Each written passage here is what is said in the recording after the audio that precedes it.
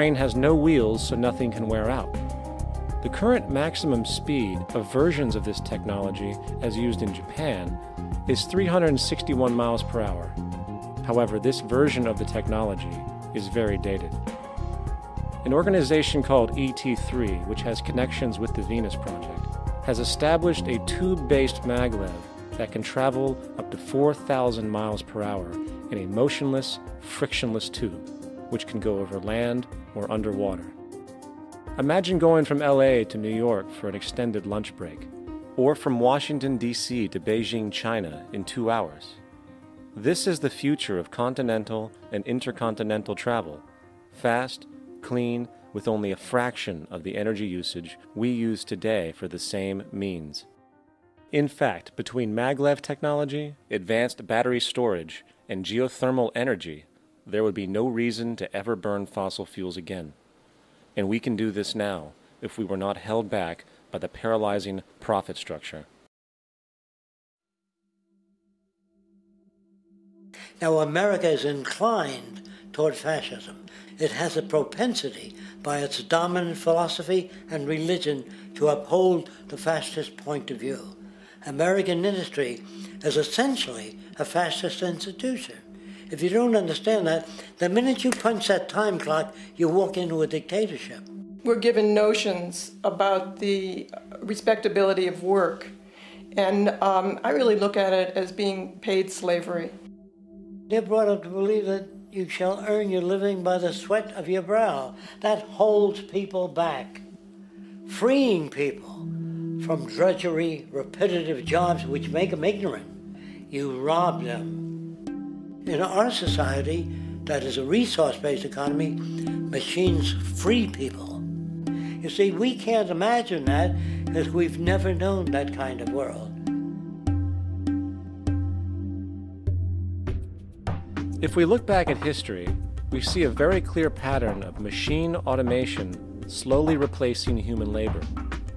From the disappearance of the elevator man to the near full automation of an automobile production plant, the fact is, as technology grows, the need for humans in the workforce will continually be diminished. This creates a serious clash, which proves the falseness of the monetary-based labor system. For human employment is in direct competition with technological development. Therefore, given the fundamental priority of profit by industry, people through time will be continually laid off and replaced by machine. When industry takes on a machine, instead of shortening the workday, they downsize. You lose your job, so you have a right to fear machines. In a high-technology, resource-based economy, it is conservative to say that about 90% of all current occupations could be phased out by machines, freeing humans to live their life without servitude, for this is the point of technology itself.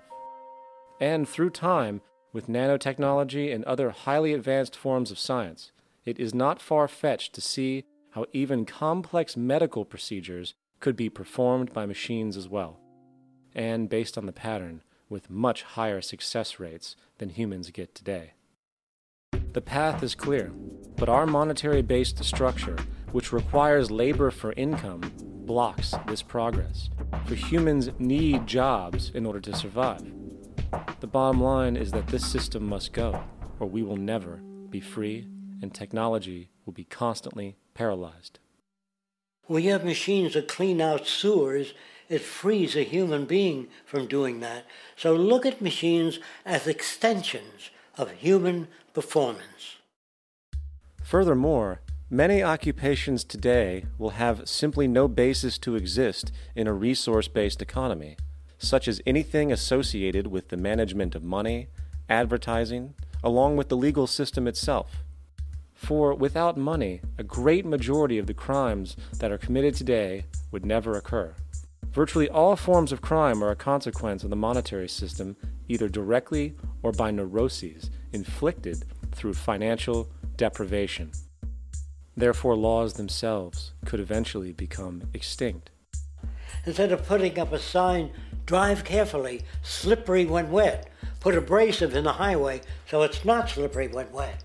And if a person gets in a car and they're drunk and the car oscillates a great deal, there's a little pendulum that swings up and back, and that'll pull the car over to the side. Not a law solution. Put sonar and radar in automobiles so they can't hit one another. Man-made laws are attempts to deal with occurring problems, and not knowing how to solve them, they make a law. In the United States, the most privatized, capitalist country on the planet, it should come as no surprise that it also has the largest prison population in the world, growing every year. Statistically, most of these people are uneducated and come from poor, deprived societies. And, contrary to propaganda, it is this environmental conditioning which lures them into criminal and violent behavior. However, society looks the other way in regard to this point. The legal and prison systems are just more examples of how our society avoids examining the root causes of behavior.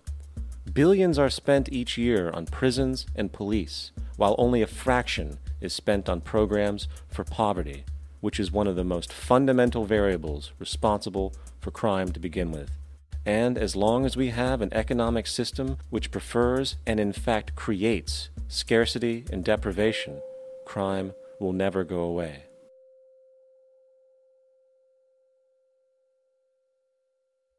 If people have access to the necessities of life without servitude, debt, barter, trade, they behave very differently.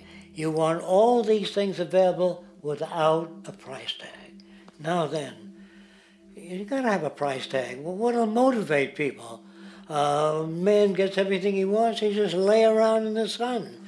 This is the myth they perpetuate. People in our culture are trained to believe that the monetary system produces incentive. If they have access to things, why should they want to do anything?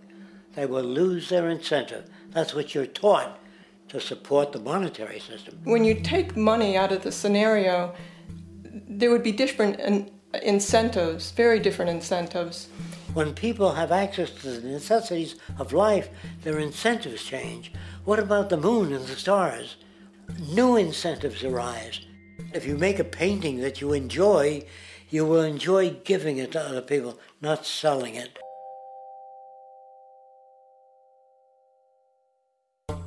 I think most of the education that I've seen today is essentially producing a person for a job. It's very specialized. They're not generalists. People don't know a lot about a lot of different subjects. I don't think you could get people to go to war if they knew a lot about a lot of things. I think education is mostly rote, and they're not taught how to solve problems. They're not given the tools emotionally or within their own field of how to do critical thinking. A resource-based economy, the education would be very different. Our society's major concern is mental development and to motivate each person to their highest potential. Because our philosophy is the smarter people are, the richer the world, because everybody becomes a contributor. The smarter your kids are, the better my life will be, because they'll be contributing more constructively to the environment and to my life, because everything that we devise within a resource-based economy would be applied to society. There would be nothing to hold it back. Patriotism, weapons, armies, navies, all that is a sign that we're not civilized yet. Kids will ask their parents, didn't you see the necessity of the machines? Dad, couldn't you see that war was inevitable when you produce scarcity? Isn't it obvious? Of course the kid will understand that you were pinheads, raised merely to serve the established institutions. We're such an abominable, sick society that we won't make the history book. They just say that large nations took land from smaller nations, used force and violence. You'll get history talked about as corrupt behavior all the way along until the beginning of the civilized world. That's when all the nations work together. World unification, working toward common good for all human beings, and without anyone being subservient to anyone else.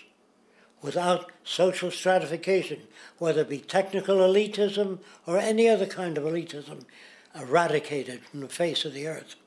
The state does nothing because there is no state. Because there is no state.